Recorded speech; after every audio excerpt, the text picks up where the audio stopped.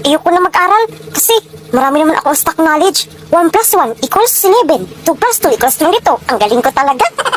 Maricar, ayaw mo na mag-aral. Tulungan mo sila dito sa mga gawaing bahay, ha? Ayoko nga. Baka ma-damage ang beauty ko. Oh my God. Takot ka pa ma-damage. Damage na nga yung mukha mo. Ang pogi talaga ni Crush. Kung hindi ka para sa akin, hindi pilitin natin. Hi Maricar, map ka ba? Bakit?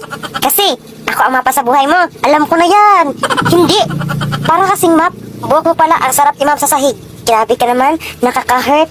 Pero okay lang, kasi crush naman kita. Pwede bang makahinga ng tubig? Uhaw na kasi ako. Sure.